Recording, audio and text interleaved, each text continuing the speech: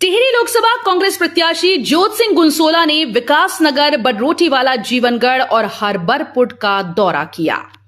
जनसभाओं को संबोधित करते हुए ज्योत सिंह गुनसोला ने कहा कि आज क्षेत्र में बेरोजगारी के कारण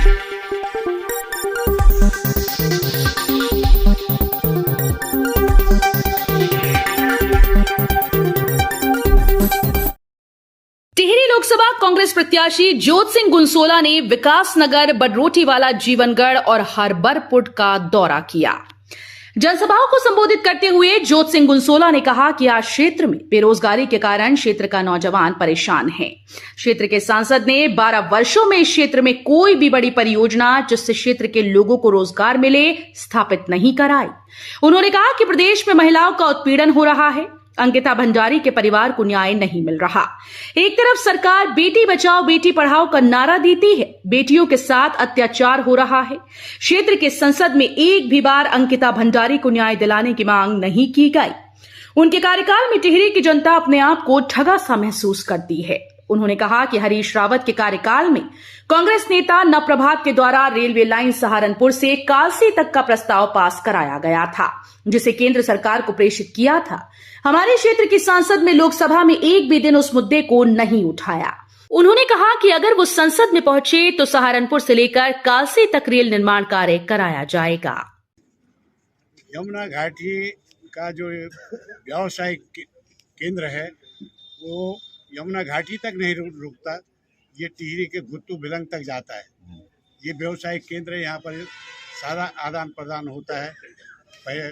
और यहाँ पर सबसे पहले जो हमारे यहाँ इस घाटी में जो है पलायन का दंश कम है, लेकिन यहाँ रोजगार के अवसर कम है। लोग या तो फौज में हैं, या तो नौकरी में हैं, या तो फिर अपने व्यवसाय में हैं।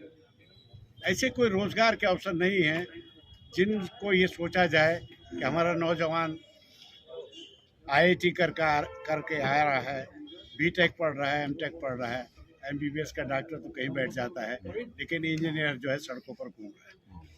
इस तमाम युवा शक्ति के लिए जो है बहुत ज़रूरी है कि उनके हाथों को रोजगार दिया जाए। तब रोजगार के लिए चाहे कोई कारखाना हो, चाहे परियोजना हो, ये लाना बहुत ज़रूरी है। 12 साल से रोजगार के प्रश्न का कोई जवाब सांसद जी ने नहीं दिया, उनकी सरकार ने नहीं दिया 10 साल से। और हम ये चाहते हैं, भरोसा दिलाते हैं कि पानी का भी नियोजन होगा अगर भारत की संसद में बैठेंगे। इस क्षेत्र के अंदर गांव, शहर, कस्बे में, अभी मैं सहसपुर में था, उस पर भी शीशमबाड़ा में जो है पूरा ट्रेंचिंग ग्राउंड इस तरह की हालत पैदा कर रहा है कि उसके चारों तरफ रहने वाले लोग भी पीड़ित हैं और वो पर्यावरण और प्रदूषण फैला रहा है, पर्यावरण को दूषित कर रहा है। और वही कचरे का मैनेजमेंट पूरे वर्ल्ड के अंदर अहम सवाल हो गया है। कस्बे के अंदर हो, गांव के अंदर हो, लोग इस्तेमाल करते हैं, कचरा फेंक देते हैं और वो जाकर जो है ज़मीन को जो है दूषित कर देता है, क्योंकि प्लास्टिक ऐसी चीज़ है जिसके नीचे 500 साल तक कुछ नहीं होने वाला। रिचार्ज सिस्टम ख़त्म हो जाता है और कचरे का जो केमिकल है वो हम लोगों को जो है सबको प्रभावित करता है, समाज को और गांव को, देहात को प्रभावित करता है। सर, राजा महिला सुरक्षा और अंकिता भंडारी की आपने बात करी थी। महिला सुरक्षा में सीधी सी बात है कि अंकिता भंडारी को अभी तक न्याय नहीं मिल पाया, उसके परिवार को, और उसमें लिप्त लोगों की जो बात है वो आपके सामने है। ये सब चीज़ें महत्वपूर्ण सवाल हैं। यहाँ की महिलाओं का संरक्षण जरूरी है, उनका भरोसा जीतना जरूरी है। वो बहुत मेहनती लोग हैं, यहाँ की महिलाएं सबसे ज़्यादा मेहनती हैं। उन्होंने ही अपनी मेहनत के साथ जो है पूरे परिवार को खड़ा कर रखा है। उन्हीं ने जो है, महिलाओं ने ही जो है इस राज्य प्राप्ति आंदोलन के अंदर अपनी शहादतें दी हैं। उन्हीं के ऊपर जो है आज पूरा विकास का जो केंद्र बिंदु है उसको बनाया जाना है। उसके लिए मैं प्रयास करूंगा कि ऐसी योजनाएं बनाएं जिसमें उनके बोझ को कम किया जा सके, सर के बोझ को भी और पीठ के बोझ को। अभी लोकसभा की आपने बात की है, राजा रानी की बात करें, जनता की बात कर रहे हैं आप, तो किस तरह क्या वाकई कांग्रेस इस बार किला भेद पाएगी?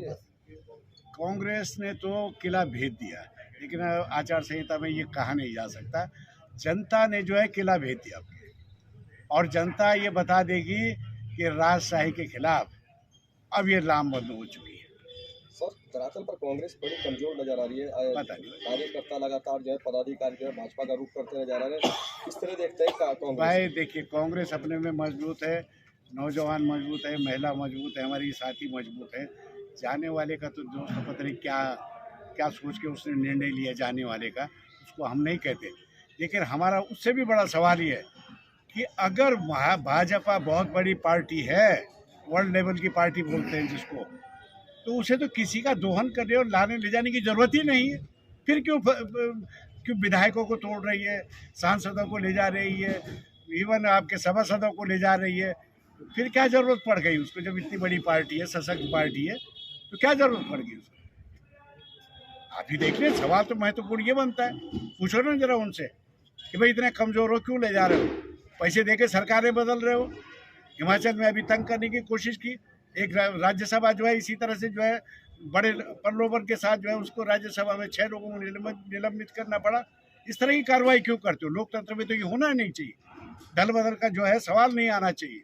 सर हेमंत सोरेन की बात की है, केजरीवाल की बात की आपने, क्या वाकई लगता है कि ईडी का इस्तेमाल करके डराया जा रहा है विपक्ष? 100% भाई साहब, आप जनता भी जान चुकी है कि ईडी का क्या कार्य है, सीबीआई का क्या दायरा है, इनकम टैक्स का क्या दायरा है, दबाव का नहीं तो क्या है?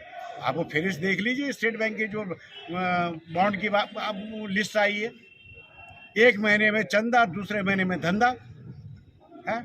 वर्ल्ड का जो सबसे बड़ा स्कैंडल है माना जाएगा ये वर्ल्ड का, और कोई माफ़ नहीं करेगा भ्रष्टाचार में।